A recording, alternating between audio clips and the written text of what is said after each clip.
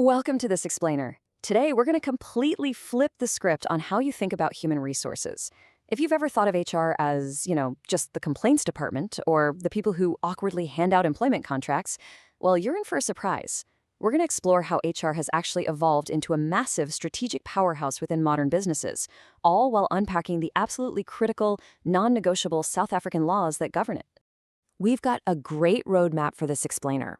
First, we'll look at the strategic HR partner. Then, finding the right talent, followed by developing and rewarding employees.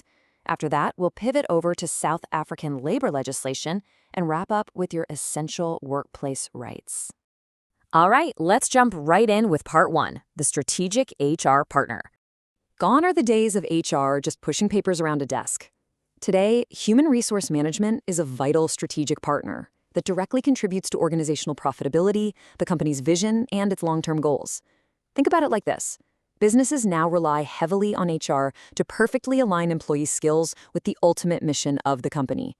It's less about filing paperwork and way more about deploying the exact right talent to, say, double a company's sales over the next 5 years. But hey, before a company can conquer those big goals, it actually needs to find the right people, which brings us to Section 2, finding the right talent.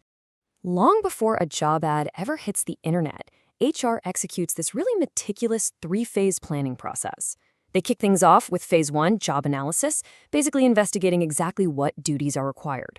Then, they gaze into the crystal ball for Phase 2, which is forecasting. This looks at future economic trends to see what skills are going to be needed down the line. All of that feeds directly into Phase 3, the HR plan, which lays out the concrete steps to actually get those roles filled. And that brings up a huge dilemma. Where do you actually find these people? Organizations really have to weigh their options here. Do they look inward? Internal recruiting is great because it offers high staff retention and low costs, but it does carry the risk of organizational stagnation. On the flip side, external recruiting brings in fresh ideas and a massive talent pool. The catch, it comes with much higher costs and the real risk of damaging the morale of internal staff who might have been eyeing that promotion. We've all been through those exhausting interview pipelines, right? Well, HR has it down to an absolute science. It starts with preliminary screening, then moves into intensive assessments, which, by the way, can even include psychological and diagnostic testing. Then it hits final selection with strict reference checks. But the process doesn't just end with a signature. The whole shebang culminates in onboarding, which properly socializes the new hire into the company's unique culture so they can hit the ground running. Getting that talent through the door is literally just the beginning. Let's move to part 3, developing and rewarding employees.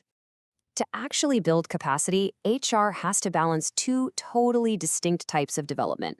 On one hand, you've got on-the-job training. Think daily mentoring right at your desk, job rotation, and active coaching. On the other hand is away from the job training. This is your formal skill building, seminars, e-learning, simulations, hopefully accompanied by some decent conference coffee. The ultimate goal here, a well-rounded, continuously improving employee. Now, to accurately gauge how well these employees are doing, things need to be balanced to avoid bias. Modern HR has pretty much completely moved away from just asking a single boss for their opinion. Instead, they use a 360-degree system. This is a multi-source performance appraisal that gathers diverse feedback from customers, peers, and superiors. It creates a subjective review that actively avoids prejudice and unfair bias. A real game changer. And of course, good performance has to translate into compensation. HR carefully splits this reward system into 2 buckets. First, direct compensation, like your basic salary or wages. Second, indirect compensation. This includes fringe benefits, like medical aid, pension schemes, and paid leave. In today's hyper-competitive market, those indirect fringe benefits are often just as valuable to an employee as the basic salary, and they're specifically designed to retain top-tier talent. So we can clearly see that a solid corporate HR strategy is absolutely brilliant for maximizing efficiency and the bottom line. But we really have to ask a crucial question here. What stops this corporate machine from becoming unfair to the employee? I mean, what prevents a business from simply exploiting its workers to hit those financial targets? Well, this is where we introduce the guardrails. Let's pivot to Section 4, South African labor legislation. Every single HR strategy we just talked about must operate strictly within these 4 foundational pieces of legislation. We're talking about the Constitution, the Labor Relations Act, the Basic Conditions of Employment Act, and the Employment Equity Act. Together, they build an environment where state rules absolutely override corporate ambitions every single time. It all starts with the supreme law of the land, the Constitution. Specifically, the Bill of Rights protects your fundamental labor rights. Section 9 outright prohibits unfair discrimination, while Section 23 guarantees your right to join trade unions, bargain collectively, strike, and enjoy fair labor practices. No HR policy, no matter how clever, can ever bypass these supreme rights. Building directly on those constitutional rights, we have the Labor Relations Act, or the LRA. Think of this as the daily rulebook for HR. It regulates collective bargaining, trade unions, and sets very strict rules around dispute resolutions. Specifically, it prevents unfair dismissals through bodies like the CCMA, that's the Commission for Conciliation, Mediation, and Arbitration. Okay, let's take these broad legal frameworks and get specific with Part 5, Essential Workplace Rights.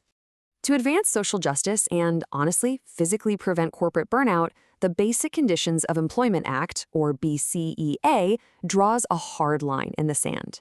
It strictly caps your regular work schedule at a maximum of 45 hours a week. Though, let's be real, on a really busy Friday, it might feel like double that. Furthermore, this exact same act legally guarantees your fundamental right to rest. It mandates a minimum of 21 consecutive days of paid annual leave. A company can't just strategically decide to give you less because it suits them. The law mandates this paid consecutive minimum, non-negotiable. And if you or your employer decide it's time to part ways, the BCEA makes sure you aren't just left stranded overnight. It legally requires written notice periods that actually scale based on how long you've worked there. You get 1 week of notice if you've been there under 6 months, 2 weeks for the second 6 months, and a full 4 weeks notice if you've been employed for over a year. Meanwhile, right alongside those basic conditions, the Employment Equity Act aggressively works to eradicate historical and arbitrary discrimination in the workplace. It strictly prohibits discrimination on grounds like race, gender, age, or HIV status. It strives for workplace equity, making it not just a nice corporate buzzword, but a legal obligation, especially for any employer wanting to do business with the state. This safety net extends even further than the Big Four, too. HR also has to navigate acts designed to legally mandate physical safety on site through the Occupational Health and Safety Act. They have to handle the Unemployment Insurance Act for a rainy day, manage compensation for occupational injuries, and enforce the Skills Development Act. It is a lot to juggle. Finally, here's a super relevant, relatively recent update to modern HR, the Protection of Personal Information Act, or POPIA, which kicked in back in July 2021. Think about the massive amounts of data HR collects on you during that intensive recruitment phase we talked about earlier. Well, POPIA ensures that storing your personal information requires your explicit knowledge and permission, and it absolutely cannot be shared with third parties without your consent. Wow, we've definitely covered a lot of ground today. So, with a clear understanding of both the corporate machine's drive for strategic profitability and the strict constitutional rules designed to tame it, you really have to wonder. Look around your own workplace. As HR evolves to be this powerful strategic partner, are you confident that your workplace practices fully respect these essential legal guardrails? It's a huge question and something every employee and every HR professional needs to keep top of mind. Thanks so much for joining me on this explainer, and I'll see you next time.